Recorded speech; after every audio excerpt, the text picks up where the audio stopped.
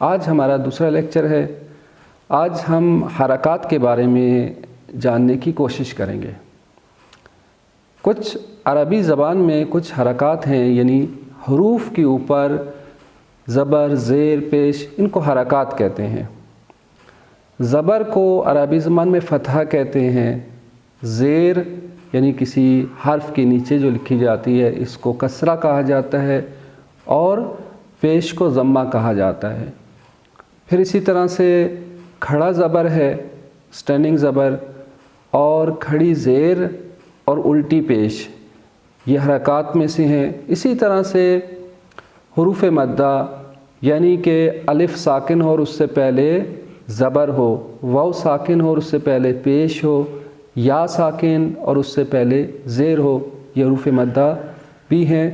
اور اسی طرح سے مد ہے، حرکات میں شمار ہوتی ہے۔ آپ کو پتہ ہے کہ چھوٹی مد ہوتی ہے، ایک بڑی مد ہوتی ہے، شد ہے، اور اسی طرح سے وقف کے احکام میں یہ ساری چیزیں انشاءاللہ بعد میں بیان کریں گے۔ پس حرکات میں یہ چیزیں ہیں جن کی رعایت ہم نے کرنی ہے۔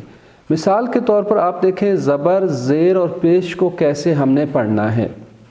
جب آپ زبر کو پڑھتے ہیں، مثلا با، تا، ثا، تو آپ یہاں پہ دیکھ رہے ہیں کہ آپ کا منہ اس طرح سے سیدھا کھلتا ہے، یعنی زبر کو ادا کرتے ہوئے منہ سیدھا کھلتا ہے اوپر کی طرف، اور زیر کو ادا کرتے ہوئے ہونٹوں کو نیچے کی طرف جھکا کر آپ ادا کرتے ہیں، جیسے بی، تی، سی، ہونٹوں کو نیچے کی طرف جھکا کے ادا کرتے ہیں۔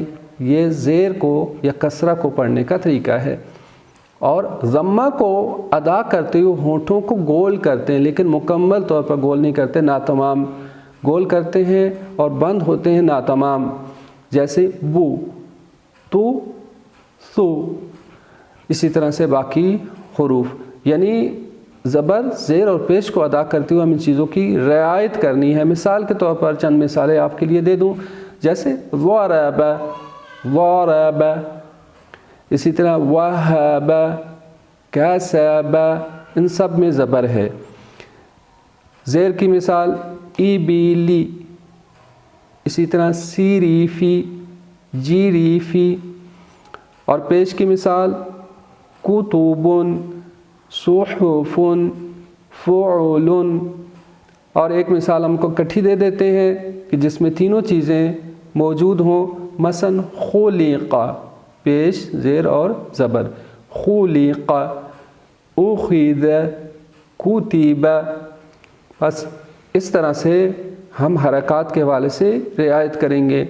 باقی حرکات کے حوالے سے انشاءاللہ نیکسٹ جلسات میں کہ جہاں پہ کھڑی زبر آئے، سٹینڈنگ زبر، سٹینڈنگ زیر یا الٹی پیش ہے تو اس کو کیسے پڑھنا ہے، اس کو انشاءاللہ نیکسٹ کے جلسے میں ہم بیان کریں گے۔ آپ کوشش کریں کہ ایکسرسائز کریں، جو آپ کو ایکسرسائز دی جائے گی انشاءاللہ اس کو ایکسرسائز کریں، اور تاکہ اچھے انداز سے آپ حرکات کو ادا کر سکیں۔ والسلام علیکم ورحمۃ اللہ وبرکاتہ۔